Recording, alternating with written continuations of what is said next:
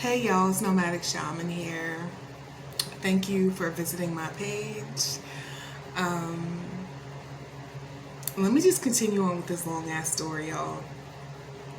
I did decide to do without the timer.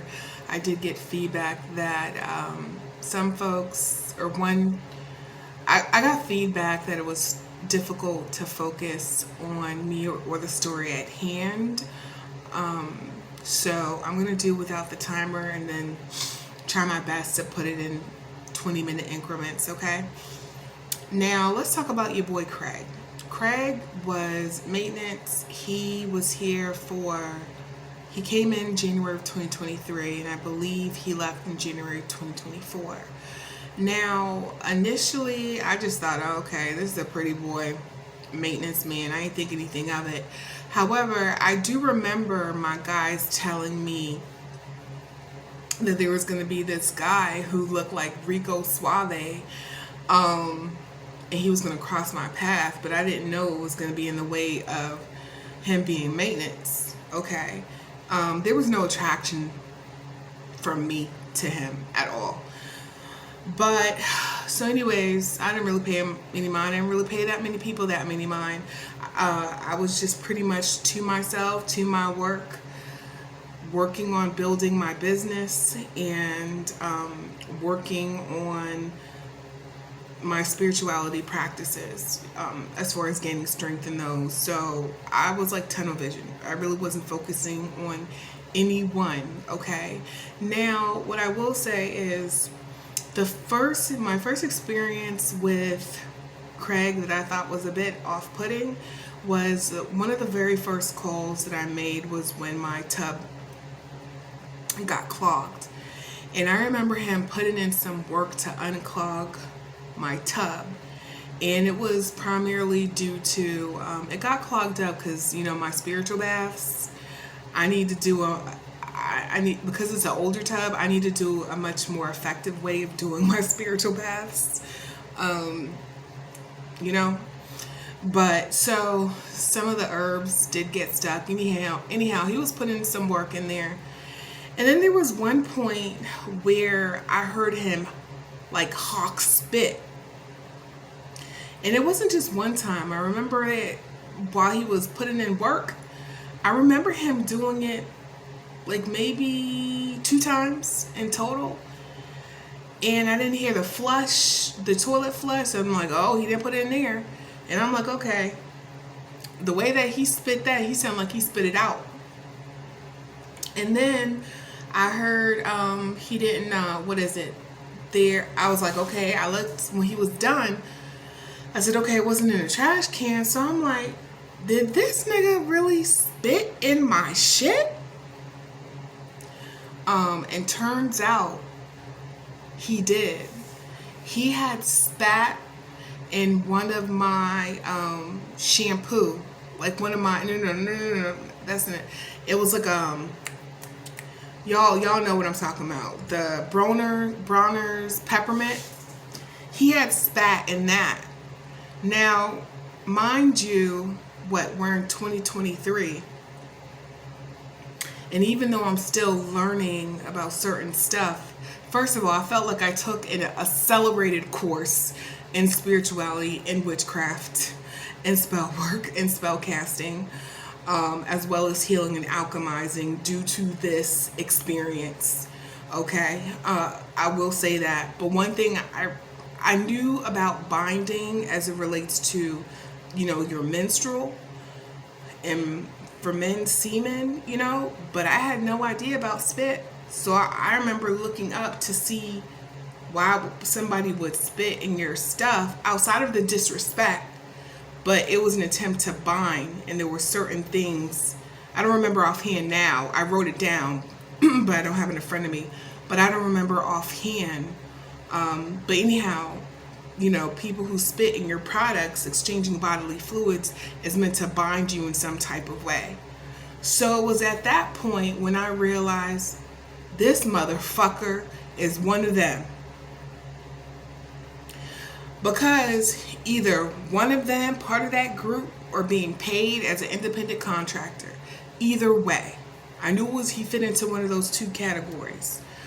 So, after I realized that he had spat in one of my stuff, I immediately dumped it out, rinsed it out. I'm like, I'm not going to use that shit again. And, next time he comes up to fix something, I'm going to request to have somebody else come and fix it. Like, it's going to be an issue. Okay, so that was that one first instance. Mind you, when he was up here, his phone was going crazy. And it wasn't his work phone either. Okay. So I was picking up on whomever was calling him was controlling, was anxious, was nervous, but I didn't know who it was. Turns out it was a crazy bitch that was calling him.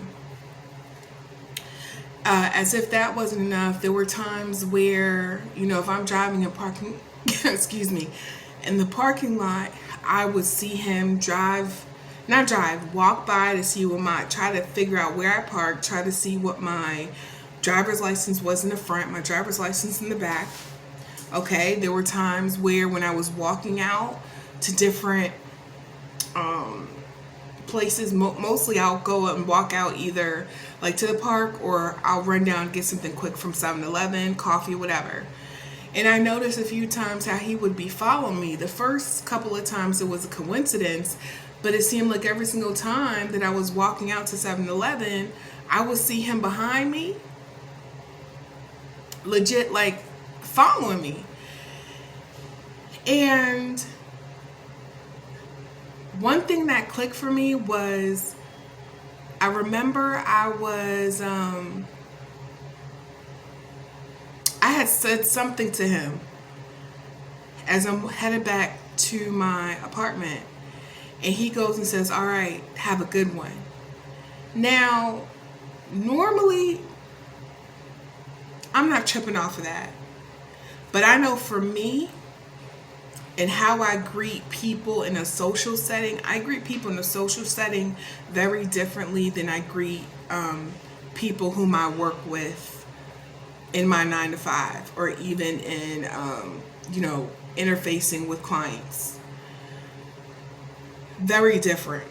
And that's usually what I use. I'm like, okay, well, take care, have a good one. That's usually what I say, especially after I get off the phone with the client. And I'm like, he's never heard me say that. Now, mind you, this dude was a hood, he was like a hood dude, trying to be a hood dude, pretty boy, Rico Suave, trying to, not quite, okay? But what I realized was, oh, is this dude listening to my phone calls? That's because that's usually how I end my phone calls. Okay.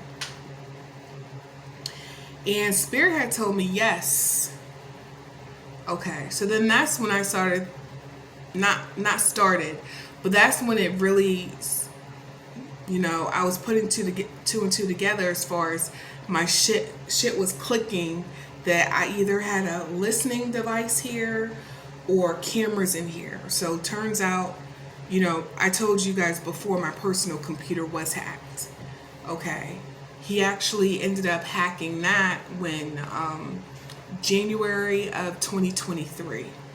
And I knew that because as soon as I came back from my trip, Spirit told me that he was in my apartment and he had hacked my PC. Okay. And then I'm going to just say that. Okay.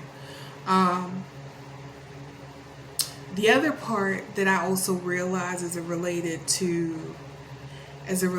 to Craig was that I would get visions of him self-pleasuring himself to me. Okay. So then that further confirmed, like, okay, well, I asked Spirit, who is he watching? And Spirit told me. And I said, well, what is he watching? Is he watching the video? Basically, Spirit told me both. He was watching the videos. Remember, I went ahead and made 2 videos. He was watching those videos, and he was actually watching me live.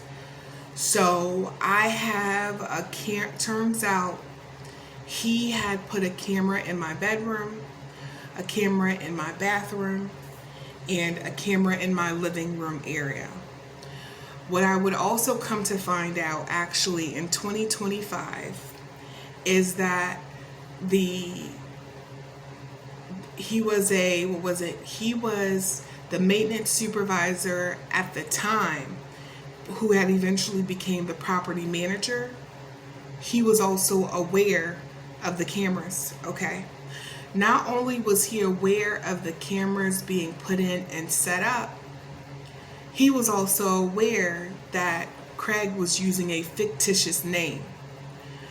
Not only was he aware that Craig was using a fictitious name, he had also went around to the neighbors in my apartment building. I do not know if he approached all of them, okay, but I do remember this clearly, that there were distinct neighbors he would go to with Craig. They would enter the apartment, and this was, how do I say it?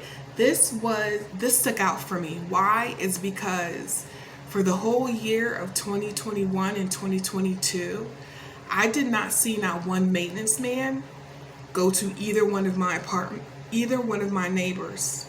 And I figure the reason why is because there were so many men that lived in there who could probably fix shit, which is probably why they rarely called maintenance men. And the other part is they didn't want maintenance to know how many fucking people lived, with them, which is against the apartment policy, but shit, I don't give a fuck. Right? But one thing that stood out clearly was the fact that neither one of them, my neighbors on each side, ever had maintenance come into their apartment within the first 2 years that I've lived here, unless it was like absolutely necessary, meaning like if it was somebody that was treating the apartments, different apartments, and they had to come in. That's a little bit different, but as maintenance calls, I rarely saw that, okay? So then what I would find out is that the neighbors were propositioned, they were bribed to, who knows, okay? Who knows what the fuck they were bribed to do. What I do know, I don't know all the specifics. What I could find out the specifics, but what I do know offhand is that it was all part of the whole gangstalking. I remember people coming up and setting up services and TVs with Xfinity, Verizon, and it was selected neighbors that were getting these type of services with some type of electronics or TVs affixed.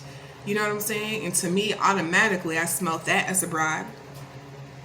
I was quiet about it, but I smelt that real quick. I didn't even have to ask my spirit friends.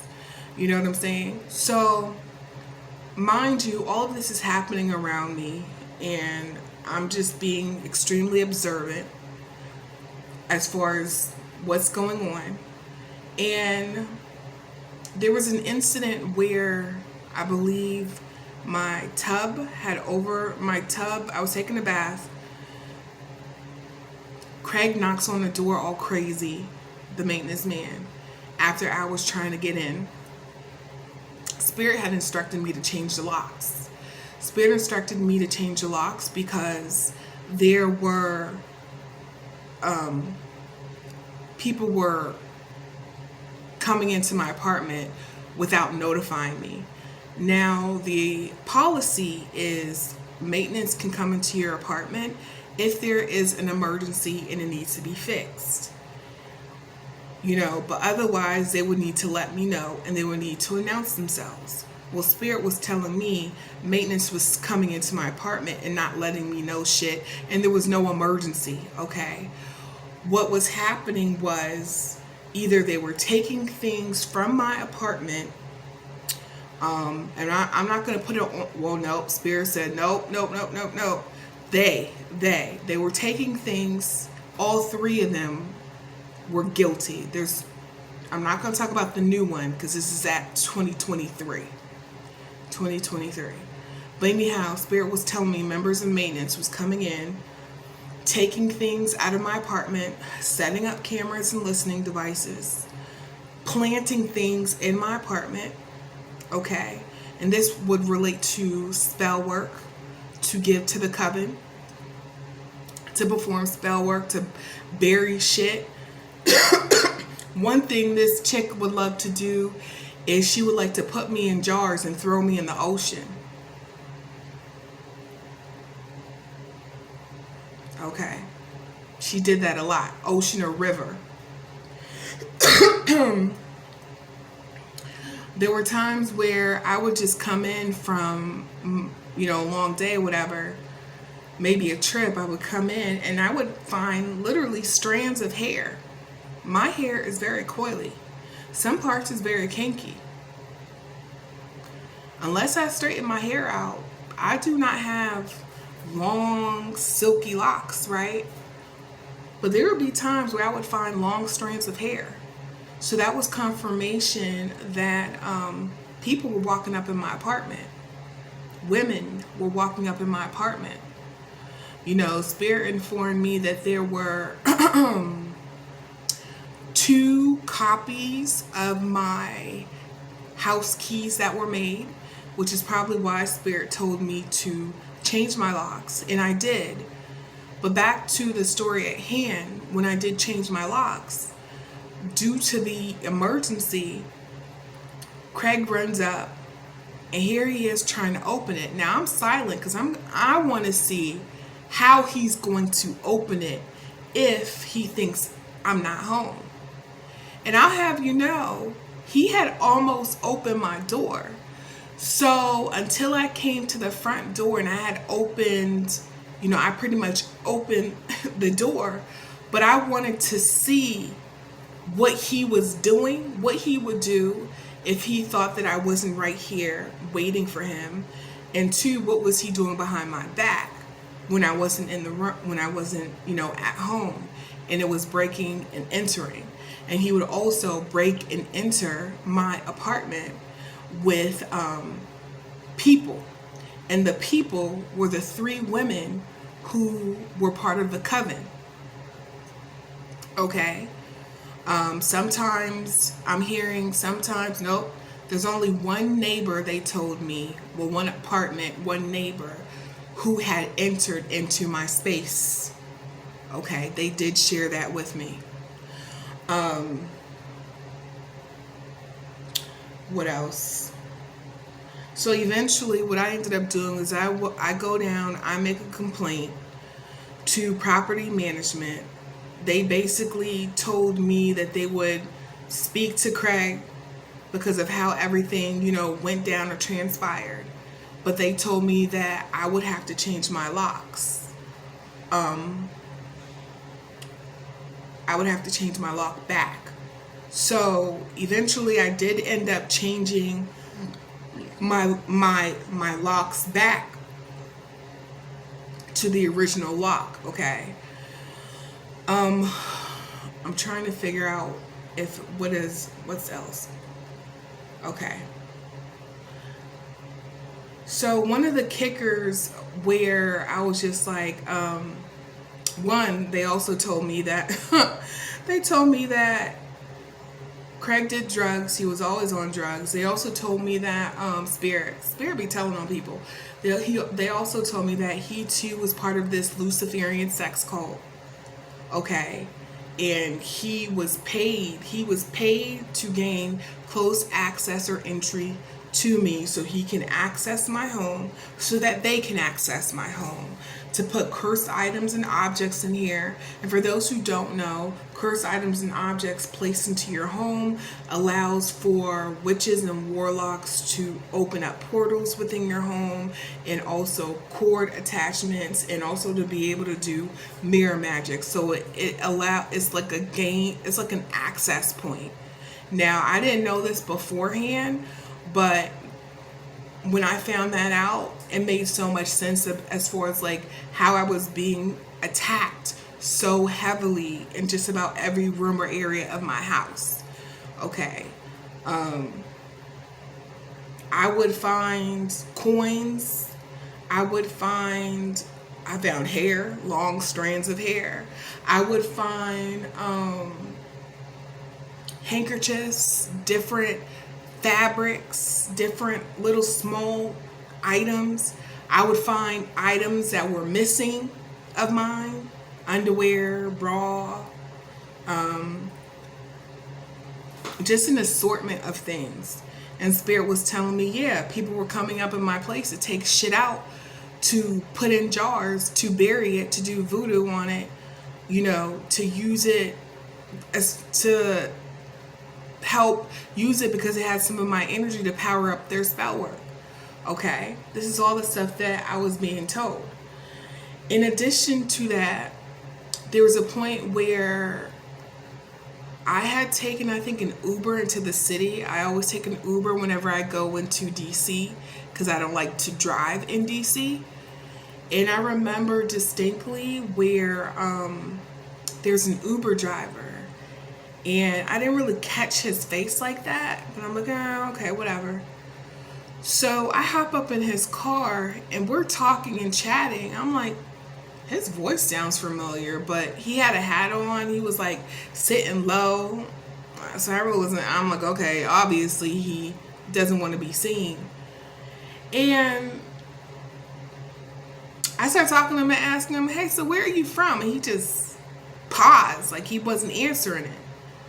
And then I looked and I saw that the name on the screen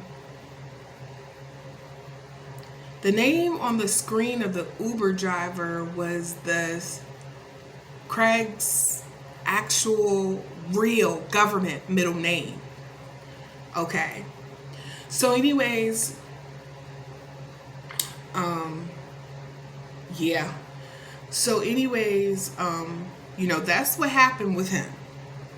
That is what happened with him. This dude was basically on the payroll, paid to gain access to set up cameras, okay, to do spell work on me, because he did some type of shit when he was spitting up in my shit when I was gone, and in that one incident when he was spitting up in my shit and Browners ain't cheap, y'all.